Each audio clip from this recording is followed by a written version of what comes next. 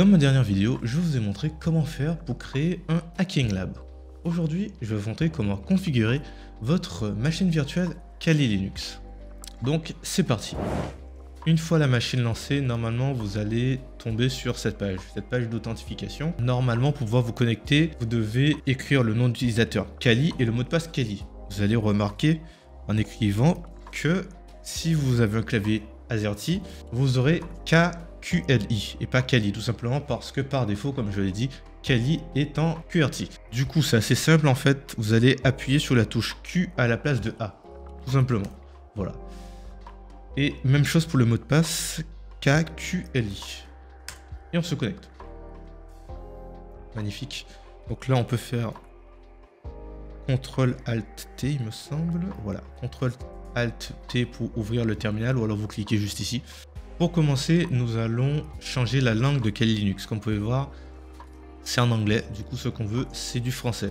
Alors, pour commencer, on va juste taper cette commande.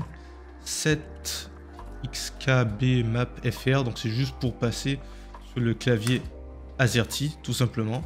Et comme ça, ce sera beaucoup plus simple pour pouvoir écrire les commandes suivantes. Alors, pour commencer, comment avoir un système en français? Donc, pour ce faire, on va utiliser la commande sudo /user sbin. Pour aller plus vite, vous pouvez appuyer sur la touche tabulation. tpkg reconfigure. Et là, vous écrivez local. Là, vous écrivez votre mot de passe. C'est Kali normalement. Alors maintenant, très important, vous allez descendre jusqu'à tomber sur ENUS UTF-8. Et là, vous allez appuyer sur espace pour enlever l'étoile. Puis vous allez continuer à descendre et vous allez chercher donc la langue que vous souhaitez installer. Donc nous, on va prendre FR. Et là, on appuie sur entrée. Alors, appuyez sur espace pour enlever l'étoile et entrée pour confirmer. Voilà. On appuie sur entrée pour confirmer. Ensuite, default local for the system, on choisit FR UTF-8. On attend la fin de l'installation. Ah bah c'est bon. Et donc, normalement, si vous redémarrez votre machine, elle est censée être en français. On va essayer tout de suite. Hein. Donc, de retour sur la page de login ou d'authentification. Comme vous voyez, c'est écrit en français. Saisissez votre nom d'utilisateur, saisissez votre mot de passe, annuler, c'est se connecter. Par contre, on est toujours en clavier QWERTY. Donc, bon, ça se voit parce qu'il y a le US ici. Si je tape, voilà, exactement. Donc, possibilité, c'est évidemment de chercher FR juste ici. Ça prend du temps. Donc, ce qu'on va faire, c'est qu'on va se connecter en écrivant KQLI. On se connecte. On peut mettre à jour les dossiers standards vers la langue actuelle. Bon, on peut le faire ça. Si vous voulez, vous pouvez conserver les anciens noms. Vous pouvez alors mettre à jour. On va mettre à jour les noms. Comme ça, on a les noms en français. On refait CTRL-ALT-T pour ouvrir le terminal. Le terminal est bien en français, c'est magnifique.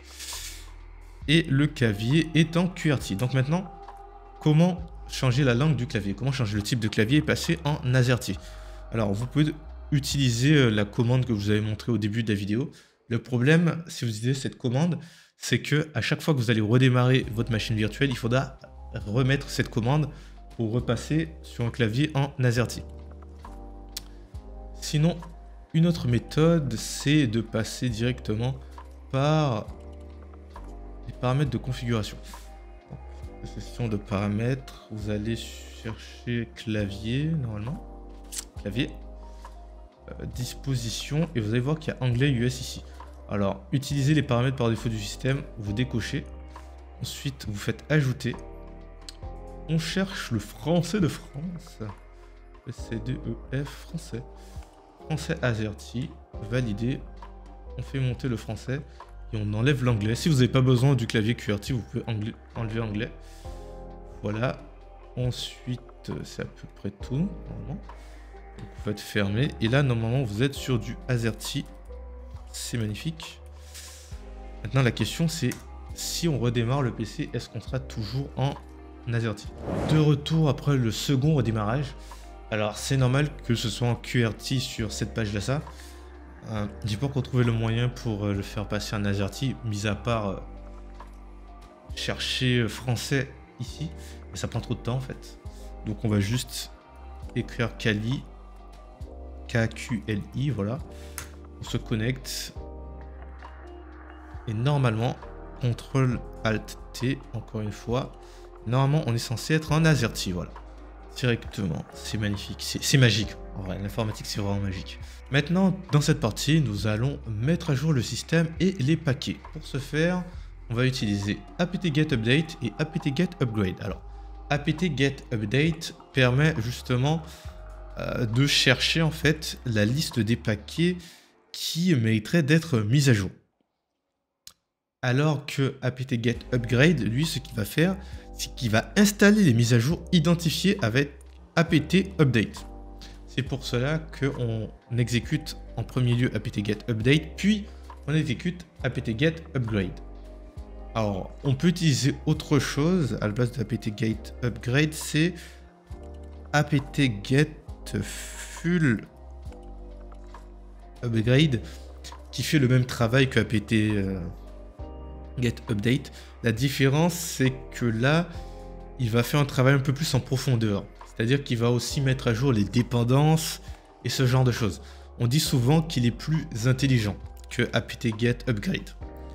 Maintenant, on va juste se contenter du upgrade. Parce que ça nous suffit, en fait, tout simplement. Donc voilà. Voilà, on attend. Et là, erreur. Et c'est totalement normal, étant donné que dans la dernière vidéo, je vous ai expliqué comment faire pour avoir un Hacking Lab isolé. Isolé de tout. Donc isolé d'Internet. Donc si vous n'avez pas Internet, vous ne pouvez pas télécharger les paquets, ni les mettre à jour. Du coup, pour pouvoir réaliser les mises à jour, on va devoir enlever notre machine virtuelle du réseau interne et le mettre dans notre réseau tout simplement. Le mettre dans notre réseau de manière temporaire, le temps de faire les mises à jour, puis on va le remettre dans le réseau interne. Du coup, pour ce faire, on va fermer la VM. Là, on va éteindre la machine. De retour sur notre hyperviseur. Clic droit, configuration. On va sur réseau. Cette fois-ci, vous choisissez NAT. On fait OK. On relance la machine. Très bien, maintenant que vous avez redémarré, CTRL ALT T, on ouvre le terminal et directement on relance la commande, on remet le mot de passe et normalement ça va fonctionner cette fois-ci. La session en accès internet, on fait oui. Petit point que j'ai tenu à rajouter. Du coup, dans le cas de la première vidéo, donc on a créé notre Hacking Lab. Les 3 labs ici présents sont dans le même réseau interne, ils sont isolés. Et du coup, le point problématique, le point bloquant, c'est évidemment le moment où vous voulez mettre à jour votre machine de hacking ou alors installer de nouveaux paquets, de nouveaux softwares ou alors juste aller sur Internet. Et du coup, pour pouvoir ce faire, forcément, vous devez modifier la configuration, comme je vous l'ai montré ultérieurement. Ici, la stratégie qui est assez logique en fin de compte, ce serait de tout le temps garder cette machine en version, on va dire, NAT. Et quand vous voulez donc vous lancer dans le pentest d'une de vos machines dans le réseau interne, ce que vous allez faire, c'est tout simplement aller dans configuration, réseau et vous connecter au réseau interne, tout simplement.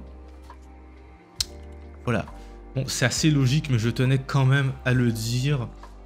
Voilà, au cas où. Avant de terminer cette vidéo, j'ai voulu finir en beauté en vous parlant des instantanés ou snapshots sur VirtualBox. Un instantané, c'est une sauvegarde à un temps T que vous allez réaliser de votre machine virtuelle, ce qui vous permettra en quelque sorte de revenir en arrière en fait. Si vous avez fait une connerie, vous pourrez retourner en arrière. Ou alors si vous faites n'importe quoi au niveau de la configuration, vous pouvez retourner en arrière.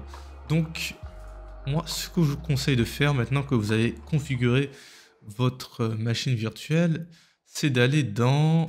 Alors, il me semble que c'est machine, prendre un instantané, Vous donnez un nom à cet instantané, par exemple fin configuration. Vous faites OK. Donc là, c'est bon, il a enregistré votre instantané. Vous pouvez fermer votre machine. Pour pouvoir récupérer un instantané que vous avez enregistré plus tôt, vous allez dans Machine. Bon. Ensuite, vous allez dans Outils, Instantané. Donc ici, vous avez la liste de tous vos instantanés. Bon, j'en ai qu'un seul, fin de configuration. Et vous faites restaurer, tout simplement. Merci d'avoir regardé cette vidéo. N'oubliez pas de remettre votre machine Kali dans le réseau interne. Et c'est à peu près tout pour cette vidéo. Si vous l'avez aimé, laissez un like, abonnez-vous, regardez d'autres vidéos, voilà, tout simplement. Hein. C'était Lenaïc, à dans d'autres soleils.